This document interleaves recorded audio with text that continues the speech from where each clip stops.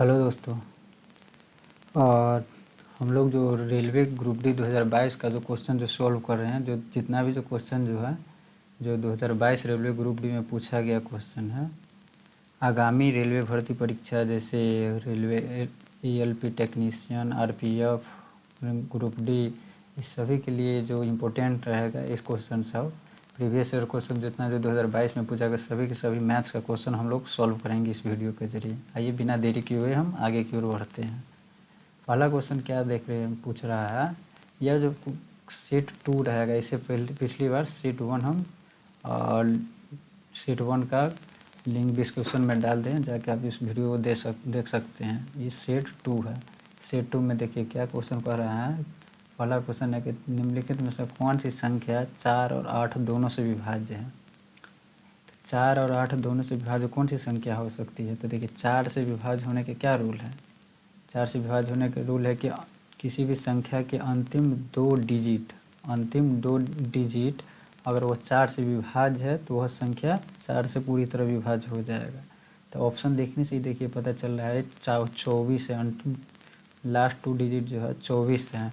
24 4 से तो विभाज्य हो ही जाएगा। 82 नहीं विभाज्य होने वाला है, जबकि 42 भी विभाज्य नहीं होने वाला है। इधर भी है 42। कहने का मतलब यह 4 से विभाज्य होने वाली संख्या 3824 है। 4 और 8 दोनों से विभाज्य हो जाएगी।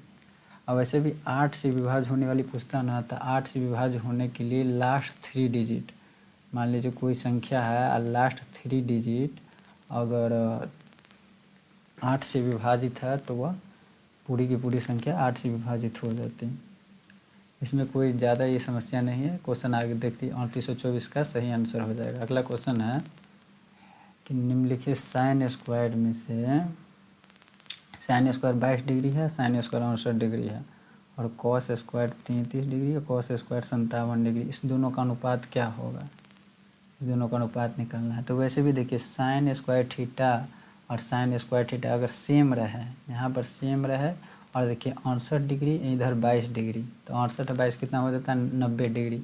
तो इस कंडीशन में रहे न सेम रहे साइन साइन साइन दोनों और 68 22 दोनों थीटापुर की 90 डिग्री हो तो वैसे भी 1 हो जाता है। अब ऐसे अगर नहीं आप समझ पा रहे हैं तो देखिए साइन स्क्वायर 22 डिग्री है, तो साइन स्क्वायर 22 डिग्री को क्या लिख सकते हैं और 90 माइनस 68 तो लिख सकते हैं ना, 90 माइनस 68। अब प्लस ये साइन स्क्वायर 69 को जैसे कि तैसे रहने देना है, साइन स्क्वायर 69 डिग्री। ठीक उसी प्रकार इधर है कॉस स्क्वायर, इस दोनों को अनुपात में, तो इसी प्रकार कॉस स्क्वायर 33 डिग्री को क्या लिख सकते हैं कॉस स्क्वायर 90 माइनस 57 लिख सकते हैं इसको, और प्लस कॉस स्क्वायर 57 डिग्री। अगला स्टेप में देखिए sine square 90 minus theta equal to क्या हो जाएगा कॉस स्क्वायर थीटा, तो कॉस स्क्वायर 68 डिग्री और plus sine square 68 degree, sine square 68 degree बट्टे cos square 90 minus theta equal to sine square theta, sine square 57 degree और plus cos square 57 degree. तो cos square theta plus sine square theta, देखिए angle same है इसलिए sign square theta plus cos square theta क्या होता है 1 होता है। तो 1 बट्टे देखिए sine square theta plus cos square theta ये भी 1 इक्वल टू 1:1 आंसर हो जाएगा इस क्वेश्चन का। अगला क्वेश्चन है कि 48 और 48 72, 48 की संख्या 48 है, दूसरा का संख्या 72 है और तीसरा संख्या कोई अन्य संख्या यक्स है जिसका लघुत्तम समापवर्तक 576 है। ठीक, तो नीचे दिए गए निम्नलिखित में तो यक्स का मान तीसरा संख्या कौन हो सकता है। देखिए 48 और 72 जब एलसीएम निकालना हो तो क्या हम इसे अभाज्य गुणनखंड विधि में तोड़ते हैं ना, जैसे 48 है तो 48 को क्या लिख सकते हैं अभाज्य गुणनखंड विधि में, तो 2 के पावर 4 16 गुने 3 48।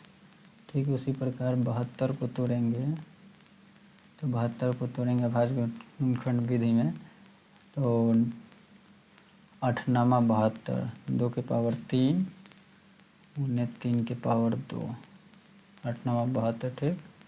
उसी प्रकार ये भी यहाँ पर भी कोई संख्या होगा जिसको ऐसे ही अभाज्य गुणनखंड विधि से तोड़ते तो इसका एलसीएम निकलता 576। तो ठीक उसी प्रकार हम 576 को भी तोड़ेंगे। तो 576 को तोड़ेंगे अभाज्य गुणनखंड में तो 24 24 का स्क्वायर लिख सकते हैं इसको। 24 गुना 24, 24 गुना 24 को फिर अगर हम तोड़ते हैं 3 अट्ठे 24, 2 के पावर 3, 8 तिया 24 गुने 2 के पावर 3, 8 तिया 24। तो अगर 2 के पावर 3 ही, हाँ 2 के पावर 3 ही है तो 2 के पावर कितना हो गया 6 गुने 3 के पावर 2, ठीक।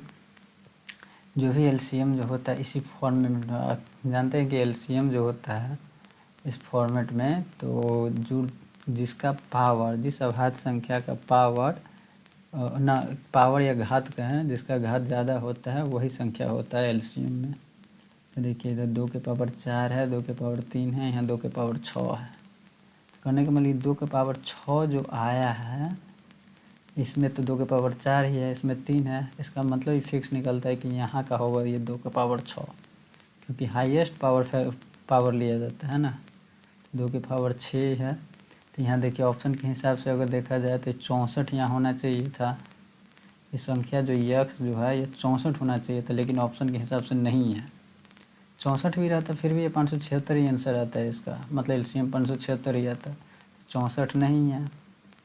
अगला अभाज्य संख्या लीजिए 3, हो सके यहाँ 3 हो तो 64 तिया कितना हो जाएगा। अब 64 तिया 3 चौको 12, 192 के आसपास आता है। तो 64 2 के पावर 6 गुने 3 ये संख्या होगा इक्वल टू 192। ऑप्शन डी इसका सही आंसर हो जाएगा। अगला क्वेश्चन है कि 7 मीटर त्रिज्या, रेडियस देखिए रेडियस कितना है 7 मीटर, 7 मीटर त्रिज्या और 20 मीटर ऊंचाई है। ऊंचाई कितना है 20 मीटर। ऊंचाई वाली बेलनाकार टंकी में भरे पानी की मात्रा ज्ञात कीजिए। पानी की मात्रा ज्ञात करना है। यह ज्ञात है कि टंकी पूर्ण रूप से भरी हुई है। तो बेलन के आयतन निकाल देना, बेलनाकार आयतन। तो बेलन के आयतन क्या होता है ना पाई आर स्क्वायर इंच। बेलन के आयतन तो पाई का 22/7, रेडियस है 7 मीटर तो 7 गुने 7, हाइट कितना है बेलन का 20 मीटर। ये 7 से 7 कैंसिल और 22 सत्ते 154 गुने 20, 54 गुने 20 0, 2 चौके 8, 3080, 3080 मीटर क्यूब इसका सही आंसर हो जाएगा। अगला क्वेश्चन है देखिए कि व्यंजक 3a - 4b - 2c का होल स्क्वायर का विस्तारित रूप क्या होगा। ये देखने से ही पता चल रहा है इस अलजेब्रा का जो है या a माइनस b c के होल स्क्वायर पर यह जा रहा है। तो a माइनस b - c का फॉर्मूला अगर आपको याद है तो आप बना सकते हैं ऐसे। a माइनस b - c का फॉर्मूला क्या होता है a square plus b square plus c square -2ab और -2ab प्लस 2bc -2ac। यह फॉर्मूला होता है a माइनस b - c का होल स्क्वायर का। तो देखिए a स्क्वायर, तो ए स्क्वायर की जगह पर 3a है तो 3 9a स्क्वायर लिखिए देते हैं 9a square plus b square की जगह पर कितना है 4b, 16b square plus c square जगह पर 2c है तो 4c square -2ab, 2ab 2 3 6 24, 24ab plus 2bc होगा ना यहाँ 2bc, तो 2bc 2 चौका 8 तो ना 16 प्लस 16bc और -2ac है तो 2ac 2 3 6, 6 दूना 12, 12ac। देखिए 9a square plus 16b square plus 4c square -24ab plus 16bc -12ac option D में है। ऑप्शन डी इसका करेक्ट आंसर हो जाएगा।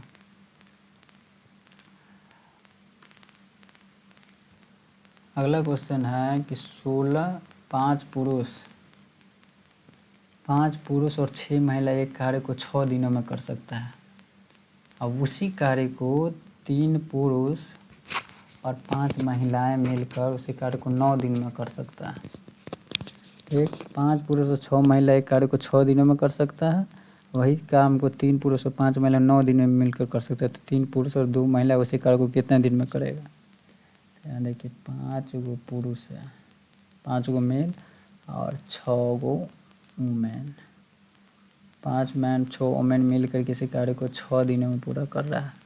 ठीक, उसी कार्य को 3 पुरुष और 5 महिलाएं मिलकर 5 महिलाएं मिलकर उसी कार्य को 9 दिनों में कर रहा है। तो यहाँ से मेल और फीमेल दोनों का एफिशिएंसी निकल जाएगा। देखिए क्या करते हैं, इसको 6 पंचे 30 मेल होगा, यहाँ पर 6 पंचे 30 मेल प्लस 6 चौक 36 W 36 women equal to 9 27 male plus 9 5 45 women. तो 30 एम में से 27 एम जाएगा तो कितना हो जाएगा? -3m। -3m equal to 45 W में से 36 जाएगा तो 9 डब्लू। काटिएगा तो क्या हो जाएगा? मेल मतलब मैन का एफिशिएंसी हो जाएगा 3, वही वुमेन का एफिशिएंसी हो जाएगा 1। अब मेल और फीमेल दोनों का एफिशिएंसी इसमें रख देते तो पूरा टोटल यूनिट वर्क निकल जाएगा। तो 3 5 15 3 5 15 क्या 3 3 5 15 प्लस 6 वुमेन तो 6 गुने करेंगे 6 गुने ये 6, टोटल यूनिट वर्क निकल गया। और वही टोटल यूनिट वर्क बोल रहा है से 3 पुरुष और 2 महिला मिलकर कितने दिनों में करेगा? 3 गो पुरुष, तो 3 गो पुरुष में मेल की एफिशिएंसी कितना है? 3m अब प्लस 2 महिला तो 2 एंड 2 वुमेन का एफिशिएंसी है गुने 1, तो 2 महिला इस दोनों की एफिशिएंसी कितने दिनों में करेगा? तो x दिनों में करेगा। तो 15 6 21 21 गुने 6 21 गुने 6 बराबर हो जाएगा 3 3 9 2 11 11x 21 6 का 6 6 2 12 126/11 दिन 126/11 दिनों में करेगा। लेकिन यहाँ ऑप्शन में पूर्णांक में है तो पूर्णांक में बदल दीजिए 126 × 11 11 के 11 1 16 तो 11 के 11 16 में से 11 जाएगा 5। कहने का मतलब 11.5/11 दिनों में करेगा। 11.5/11 बी ऑप्शन सही हो जाएगा इस क्वेश्चन का। अगला क्वेश्चन है कि देखिए 3 गो योजना है। पहला योजना है कि 5 खरीदे और 3 मुफ्त पाएँ। दूसरा योजना है कि 5 खरीदे और 6 पाएँ। और तीसरा योजना है कि 10% और 5% की 2 क्रमिक छूट है। तो बताइए इस तीनों योजना में से सबसे ज़्यादा डिस्काउंट हमें किस योजना से प्राप्त होता है? तो देखिए यहाँ पहल का ऑप्शन में है कि 5 खरीदे और 3 मुफ्त पाएँ। तो करने के बाद 3 गो हमको फ्री में मिल रहा है, कितना पे? ओवरऑल। तो 5 गो खरीदें और 3 मुफ्त पाएँ तो टोटल पर निकालना पड़ेगा। तो 5 और 3 8 3/8 गुने 100 कितना % का डिस्काउंट हो जाएगा? 300/8 300/8 करेंगे तो 8 3 24 और 6 60 8 7 56 4 37%। दूसरा है कि 5 खरीदे और 6 पाएँ। 5 खरीदेंगे और 6 पाएंगे। 5 खरीदे और 6 पाएँ करने का मतलब एक हमको फ्री में मिल रहा है। एक कितना पर? 6 पर। टोटल कितना वस्तु हो गया? 1/6 गुने 100 लगभग 16% के आसपास डिस्काउंट मिल रहा है। वही तीसरा योजना में है कि 10% और 5% की 2 क्रमिक छूट है। तो 10% 5% की 2 क्रमिक छूट लगभग कितना प्रतिशत छूट के बराबर हो गया? तो देखिए सक्सेसिव चेंज हो गए यहाँ कि -10 -5 माइनस, अच्छा सक्सेसिव चेंजेस को हटाइए, इसके हिसाब से लेते हैं 10% 5% की क्रमिक छूट। तो करने का मतलब 9/10 × 19/20 इक्वल टू 19/20, 19 नमा 171, 171/200, तो कितना हो गया 29 का डिस्काउंट हो गया ना, 29 कितना पर 200 पर इंटू 100, इसे कट जाएगा, इसे कट जाएगा, लगभग 14.5% इस पे डिस्काउंट मिल रहा है। सबसे ज़्यादा डिस्काउंट देखिए 37.5% पहले की योजना पर मिल रहा है। ऑप्शन सी इसका सही आंसर हो जाएगा। अगला 8 नंबर क्वेश्चन है कि 3x² + 6x - 5 = 0 है, तो मूलों की प्रकृति क्या होगा। इसका मूलों की प्रकृति क्या होगा सो पूछ रहा है। होता है ना कि जब समीकरण ax² द्विघात समीकरण ax² + bx + c = 0 इस फॉर्म में रहता है, तो उसका मूलों की प्रकृति बताना होता है। तो मूलों की प्रकृति जो होता है ना b² - 4ac अगर ग्रेटर देन 0 रहता है, अगर ग्रेटर देन 0 रहे तो इसका मूल का प्रकृति क्या होगा, मूलों की प्रकृति होगा या भिन्न होगा। मूलों की प्रकृति भिन्न होगा और वास्तविक होगा, भिन्न और वास्तविक। यदि b² - 4ac का वैल्यू इक्वल टू 0 रहता है, तब मूल कैसा होता है, समान होता, मूल समान होता और वास्तविक होता। उसी में अगर b² - 4ac का वैल्यू लेस देन 0 होता तो मूल कैसा होता, काल्पनिक होता, काल्पनिक होता और यह भिन्न होता। ठीक, तो ये बोल रहा है इसका मूलों की प्रकृति निकालना। तो b² का वैल्यू देखिए, तो b की जगह पर 36 b² - 4 की जगह पर कितना है 3 और .c की जगह पर कितना है -5 निकालें। देखिए यह ग्रेटर देन 0 है कि इक्वल टू 0 है, क्या देखना है हमको। तो 36 प्लस माइनस और माइनस ही प्लस 4 × 12 × 5 = 60, 60 30 96 आ रहा है b²। तो कहने का b² - 4ac का वैल्यू जो है ना, जो ग्रेटर देन 0 है, ग्रेटर देन 0 होने की वजह से ये जो होगा ना इसका यह मूल वास्तविक होगा और यह असमान होगा, मूल वास्तविक और भिन्न होगा। ऑप्शन ए इसका करेक्ट आंसर हो जाएगा। 10 नंबर क्वेश्चन है कि एक वस्तु को 1920 में बेचने पर जेम्स द्वारा अर्जित प्रतिशत लाभ उसको 1500 में बेचने पर हुई हानि प्रतिशत के बराबर है। यदि वह 10% लाभ अर्जित करना चाहता है तो उस वस्तु का विक्रय मूल्य कितना रखना होगा। तो 1920 में बेचने पर जेम्स द्वारा अर्जित लाभ, तो लाभ क्या होता है, लाभ प्रतिशत बराबर होता है ना selling price minus cost price. तो सेलिंग प्राइस है 1920, selling price minus cost price बट्टे कॉस्ट प्राइस इनटू 100। ये जो सेलिंग 1920 में बेचने पर जो लाभ हुआ यही ना लाभ हुआ, यह लाभ जो है ना 1500 में बेचने पर हुई हानि के बराबर है। तो हानि प्रतिशत बराबर होता है CP माइनस SP, SP कितना है 1500 बट्टे CP इंटू 100।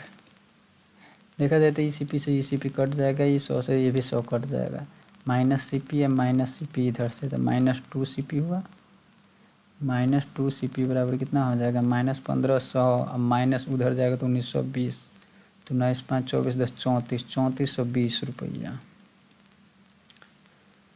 -3420 रुपया। ये 2 से काटा जाए तो कितना आ जाता है, कॉस्ट प्राइस हो जाता है 1710 रुपया।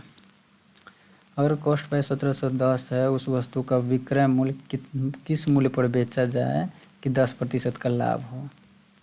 तो किस मूल्य पर बेचते हैं कि सेलिंग प्राइस, और 1710 का अगर हम 10% मतलब 11/10 पर बेचेंगे वही हमारा सेलिंग प्राइस हो जाएगा। तो 0 से 0 कैंसिल, 11 के 11 हाथ में 11 7 77 1 78 के 8 हाथ में 7 11 के 11 11 7 18 1881 में बेचेंगे ना तब जाके हमें 10% का प्रॉफिट होगा।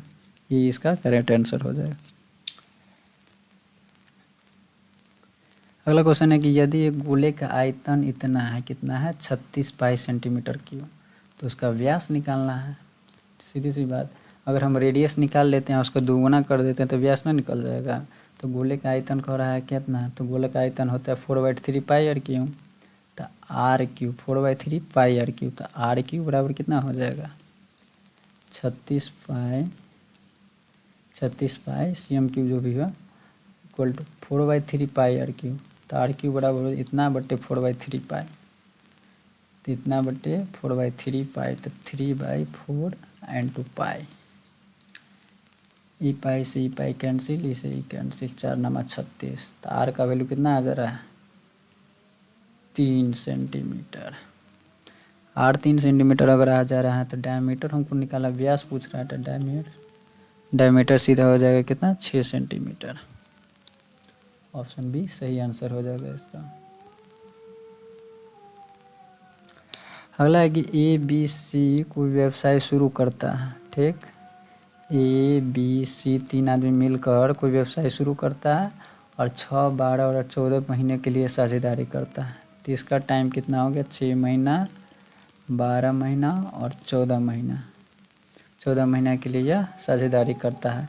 यदि उनके लाभों का अनुपात 5:4:7 में है, प्रॉफिट का अनुपात जो है ना ABC का 5:4:7 में है, तो बताइए कि उसका संबंधित निवेशों का अनुपात, तो उसका कैपिटल कितना कितना इन्वेस्ट किया है उसका अनुपात पूछ रहा है।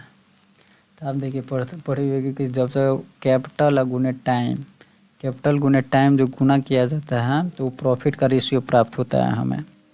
तो जब कैपिटल गुने टाइम निकालेगा तो प्रॉफिट का रेशियो होगा, तो कैपिटल निकालना होगा कैपिटल गुने टाइम गुने प्रॉफिट, ठीक। तो कैपिटल बराबर प्रॉफिट अब बट्टे टाइम हो जाएगा ना, तो प्रॉफिट भी बराबर बट्टे टाइम, तो कहने का मतलब 5/6 हो जाएगा, ये 4/12 हो जाएगा, ये 7/14 हो जाएगा।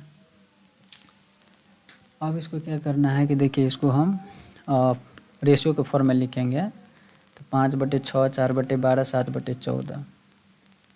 इस 7/14 को क्या करते हैं 1/2 लिख देते हैं। अगर इसको हम यहाँ काटे 1/2 लिख दें तो कोई दिक्कत नहीं। तो 5/6 4/12 1/2 इस सब का एलसीएम लेंगे तो कितना हो जाएगा 12। तो 12 अगर यहाँ हम रखते हैं इस पॉइंट पे तो 6 दूना 12 2 पंचे 10, यहाँ पर 10 हो जाता है।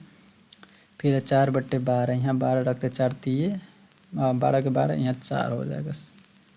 फिर अगला है कि यहाँ 12 रख यहाँ 6 हो जाएगा।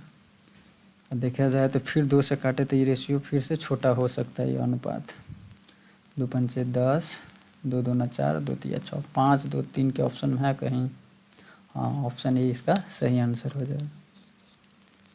अगला है 13 नंबर क्वेश्चन कि देखिए 61 248 62.5 इस सभी का मान किसके बराबर होगा।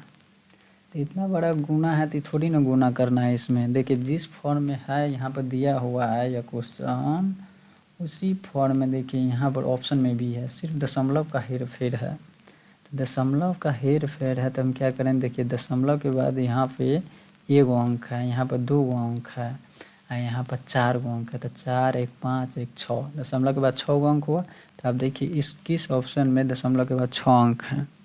तो यहाँ पर देखा जाए ऑप्शन ए में तो 2 और 2 4 4 को अंक है, 2 4 2 6 6 3 9, ऑप्शन ए रॉन्ग हो जाएगा।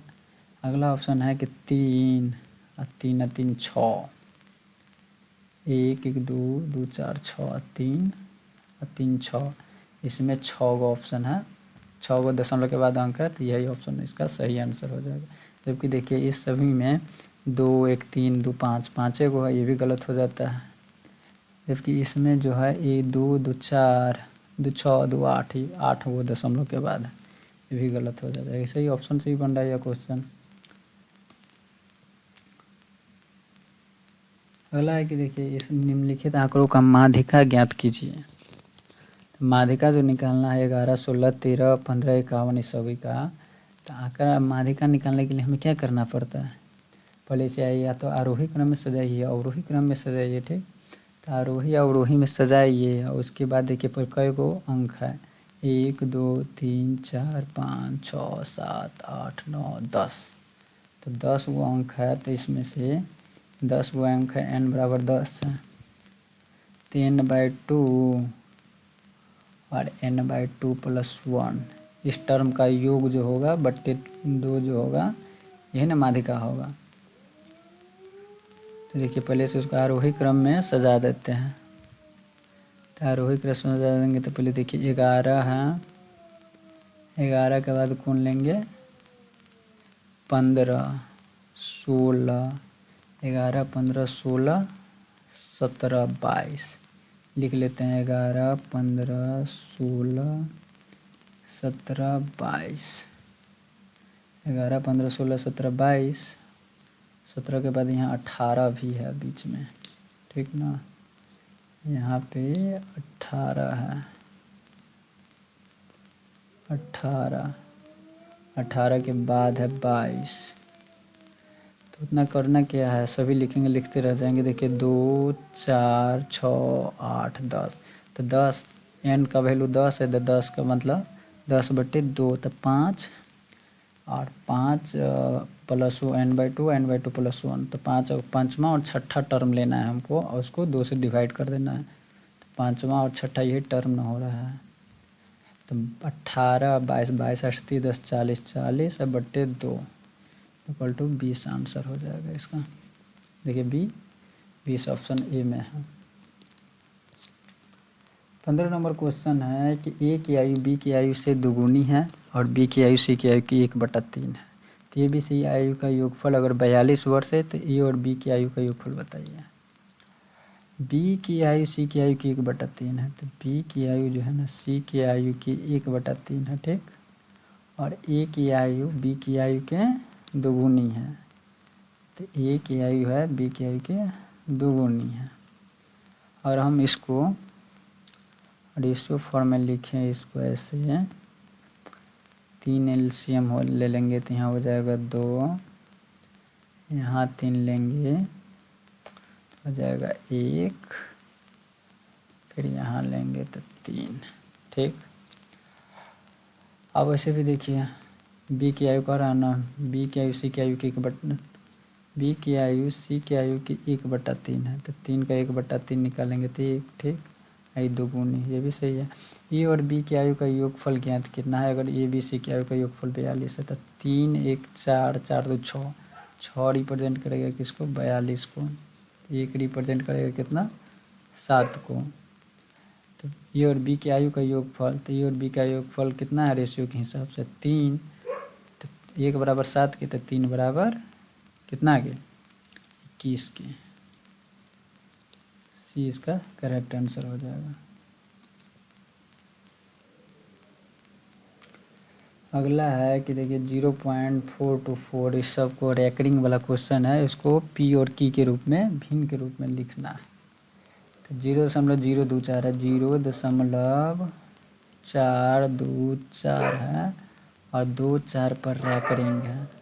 तो इस तरह के क्वेश्चन क्या करेंगे, देखिए दशमलव के बाद है ना, दशमलव के बाद है तो इसको पूरा दशमलव के बाद की पूरी संख्या को उतार देना है 424 और माइनस, देखिए दशमलव के बाद किस पे रेकरिंग नहीं है वो संख्या इसको उसमें से घटा देना है, ठीक। बट्टे देखिए दशमलव को कितने अंकों पर रेकरिंग है, 2 पर रेकरिंग है, तो 2 को 9 हमको यहाँ लिख देना है। और उसके बाद देखिए कितने पर रेकरिंग नहीं है, तो 1 पर रेकरिंग नहीं है तो 1 यहाँ 0 बैठा देना है, ठीक। तो 424 में से 4 जाएगा कितना हो जाएगा 420 बट्टे 990, ये 0 से 0 कैंसिल, देखने से लग रहा है 3 से कट जाएगा, हाँ 3 से काटेंगे तो 14 बट्टे 33, ये 14 बट्टे 33 है, हाँ ऑप्शन 20 का सही आंसर हो जाएगा। 17 नंबर क्वेश्चन में कह रहा है कि 3x² 13x + 100 का मूलों का गुणनफल निकालना है। जब ax² + bx + c = 0 इस फॉर्मेट में रहे द्विघात समीकरण और मूलों का गुणनफल का है। मूलों का गुणनफल, मान लीजिए एगो मूल है अल्फ़ा, दूसर का मूल है बीटा और उसका गुणनफल है तो इक्वल टू C/A हो जाएगा। अब वही अगर मूलों का योगफल कहता है अल्फ़ा प्लस बीटा, अगर मूलों का योगफल रहता है तो उसका वैल्यू हो जाता है -B/A। तो गुणनफल का C/A, तो C का वैल्यू कितना है 6 बट्टे में A 3 इक्वल टू 2 आंसर।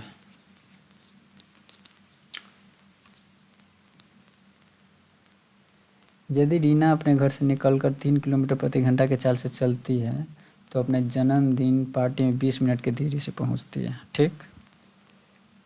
यदि अपना चाल बढ़ाकर 4 किलोमीटर प्रति घंटा कर देती है तो अपना 30 मिनट पहले पहुंच जाती है।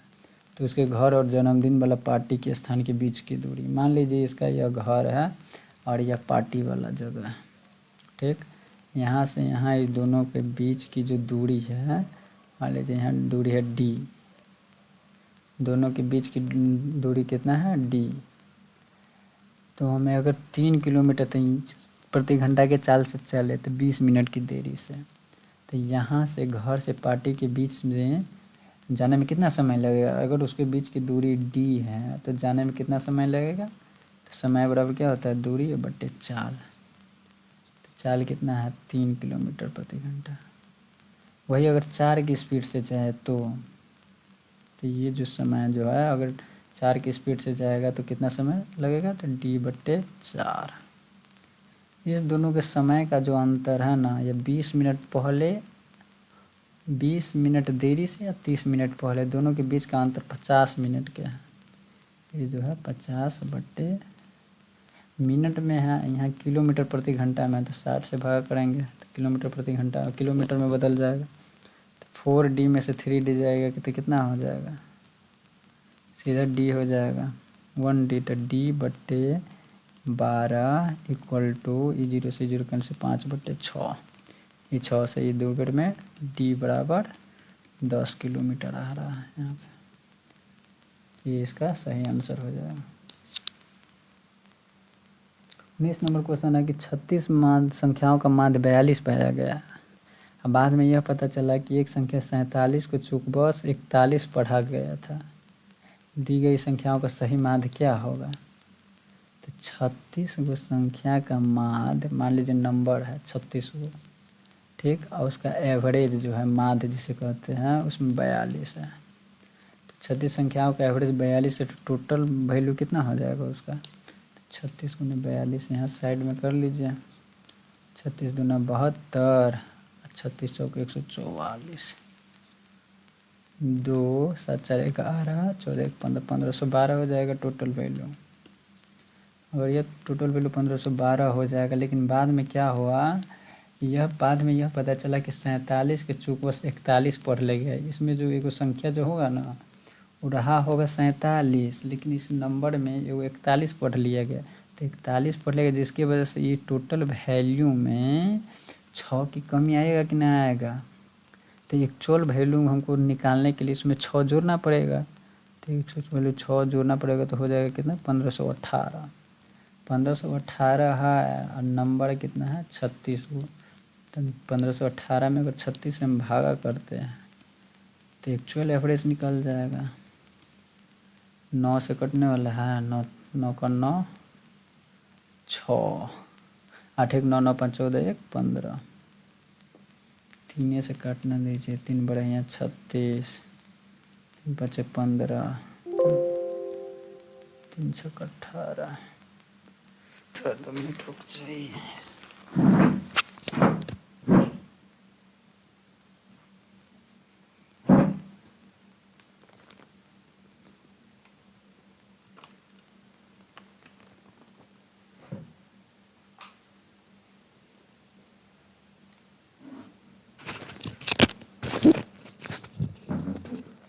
हाँ, तो 1518 इसको हम काटते हैं, 3 बड़े 36, 506। फिर इसको हम काटे तो 12 चौक 48, 12 चौक 48 और 2 50, 26, 12 दूना 24, 42 पॉइंट समथिंग आ रहा है, लेकिन आगे तो बढ़ना पड़ेगा। 12 चौक 48, 2 12 दूना 24, 2 20, 12 के 42.1 समथिंग आ रहा है। ऑप्शन डी इसका सही आंसर हो जाएगा। अगला है कि सरल कीजिए, ये सब तो आसान है। ये सब 3 3 9, 9 के पावर 3 जोड़ 2 दूना 4 दूना 8, 8 के पावर 2, 9 9 81 9 729 प्लस 64। इस दोनों को जोड़िए, 9 4 13 के 3, हाथ में 1, 2 1 3 6 9 793। ऑप्शन डी इसका करेक्ट आंसर हो जाएगा। अगला है कि एक पाठ्य पुस्तक में कुल 892 पृष्ठ है। ठीक, एक पुस्तक है ना, एक पुस्तक है, मान लीजिए वो पुस्तक है, इसमें 892 पेज है। कितना है? पेज की संख्या 892 है। इसमें 2 भागों में बांटा गया। ठीक, इसमें 2 भागों में बांटा गया। पुस्तक के दूसरे भाग में है ना, पुस्तक के दूसरे भाग में पहले भाग की तुलना में 52 पृष्ठ कम है। अच्छा, 52 को पृष्ठ कम है, तो 52 को जो पृष्ठ कम है तो 892 में से ये मान लीजिए फर्स्ट भाग है, ये सेकेंड भाग है, तो 52 को पृष्ठ कम है, तो ये 52 अगर हम घटा देते हैं और इसमें दे देंगे तो 2 में से 2 जाएगा 0, 9 में से 5 जाएगा 4, इधर 840। तो दूसरे भाग में पहले भाग की तुलना में 52 पेज कम है, तो इसमें 52 पेज अधिक होगा, तो ये 52 तो होबे करेगा, और जो बचेगा 840 उनमें से आधा आधा बढ़ जाएगा दोनों में से, तो इसमें से 420 इसका, 420 इसका। तो बोल रहा है पुस्तक के दूसरे भाग में कितने पृष्ठ है, तो 420 पृष्ठ है। ऑप्शन डी इसका सही आंसर हो जाएगा। पिछले वर्ष रंजन का मासिक आयु जो था 34,500 और इस वर्ष का मासिक वेतन जो है 38,640 है। तो पिछले वर्ष के मासिक वेतन की तुलना में इस वर्ष रंजन का मासिक वेतन में कितना प्रतिशत की वृद्धि हुआ? 34,500 जोड़ेंगे तो 35,000 और 3,000 ये भी जोड़ेंगे तो 38,640, कितना की वृद्धि हो गया? 4160 रुपया। 4160 रुपया की वृद्धि हो गया, कितना से? 34,500 से। 200 00 से 00 कैंसिल। अब 345 41 और 44 में भागा लगाइए। 5 4 9 3 12, अगर 3 से काटें 4 1 5 4 9, हाँ कट जा रहा है। 3 से हम भाग लगाते हैं तो 115 हो जाएगा, ऊपर 3 का 3, 3 3 9, 3 8 24। फिर देखा जाए तो 3 से फिर से कटने वाला है, 23 मरतबे, 3 चौका 12, 1 3 छक्के 18, 460, 23 दूना 46, 20 मरतबे, 20% का सही आंसर हो जाएगा। साधारण ब्याज पर निवेशित एक निश्चित धनराशि 2 वर्ष में 1250 रुपया और 5 वर्ष में 2000 रुपया हो जाता है। तो वार्षिक ब्याज की दर से ज्ञात कीजिए, इसका रेट पर मालूम करना है। देखिए 2 वर्ष में कोई धनराशि 1250 था, और वही 5 वर्ष में जाके यह धनराशि कितना हो जाता है? 2000 रुपया हो जाता है। प्रिंसिपल तो सेम रहेगा, जो भी बढ़ेगा सो उसका ब्याज है ना बढ़ेगा। तो 2 वर्ष में 1250, 5 वर्ष में 2000, तो ये 3 वर्ष में जाके जो बढ़ रहा है 1250 से 2000 हो जा रहा है, उसका ब्याज है ना। तो 3 वर्ष का ब्याज कितना बढ़ गया? देखिए 1250 के 13 और 700, 3 वर्ष में 750 रुपया ब्याज बढ़ा। तो 1 वर्ष में कितना? 1 वर्ष में ब्याज बढ़ गया आपको 250 रुपया। तो 2 वर्ष में कितना ब्याज बढ़ जाएगा? 500 रुपया। तो यहाँ देखिए साधारण ब्याज पर जैसे 2 वर्ष में 1250 हो जाता है, तो 2 वर्ष में मिश्र धन ना 1250 रुपया हो जाता है। इस 1250 में प्रिंसिपल भी होगा और 2 वर्ष का सिंपल इंटरेस्ट भी होगा। तो प्रिंसिपल होगा, सिंपल इंटरेस्ट 2 वर्ष का कितना हो जा रहा है? 500 रुपया। तो प्रिंसिपल ऑब्वियस सी बात है कितना हो जाएगा? 750 रुपया। तो 750 रुपया अगर प्रिंसिपल हो जाता है तो यहाँ से रेट ना निकल जाएगा। तो रेट बराबर क्या होता है? 100 इंटू सिंपल इंटरेस्ट 500 बटे PT।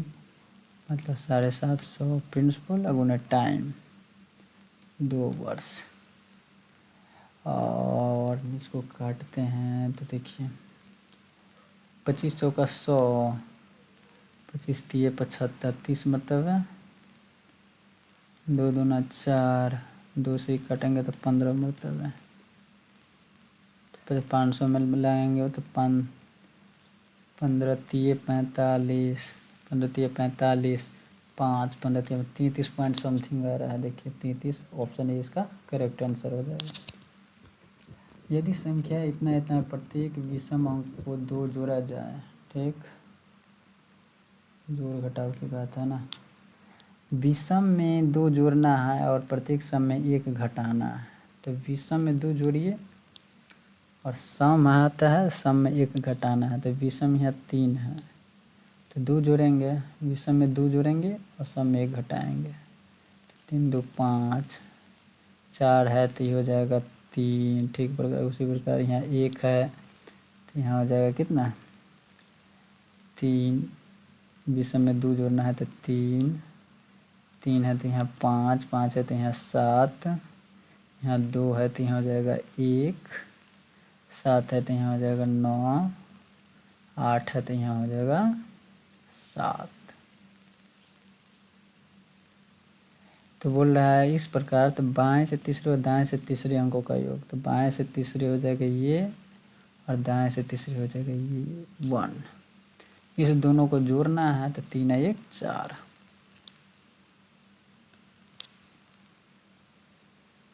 28 नंबर क्वेश्चन है कि देखिए निम्नांकित PQRST नामक 5 सेल्स पर्सन द्वारा बेची गई बीमा पॉलिसियों की संख्या दर्शाता है।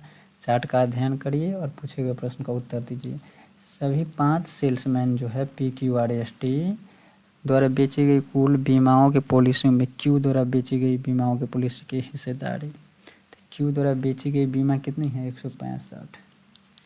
Q द्वारा बेची गई बीमा है 165 और टोटल कितना बेचा गया है PQRST सभी सेल्समैन द्वारा बेचे गए में उसका प्रतिशत पूछ रहा है। तो जोड़ दीजिए 8 5 13, 13 6 19, 19 1 20, 20 20 के 0, हाथ में 2 2 2 4 6 10 10 3 13 1 14 14 2 16, 16 के 6, हाथ में 1 1 2 1 3 1 4 1 5 1 6, 660 इंटू 100। जीरो से जीरो कैंसिल। अब क्या करना होगा 11 से कट जाएगा कि 11 छक 66, 11 के 11 5, 11 5 55, फिर से काटेंगे तो कितना हो जाए 150, 15 ढाई के 150, हाँ 150 और बटे 6 इक्वल टू 25%। देखिए ये वीडियो का लास्ट क्वेश्चन था, कोई लेवल का वैसा था नहीं, सभी क्वेश्चन आप बना सकते थे आप लोग भी। वीडियो अच्छा लगा होगा तो लाइक करिएगा, शेयर करिएगा और सब्सक्राइब करिए। चलिए मिलते हैं अगले वीडियो में। Thank you.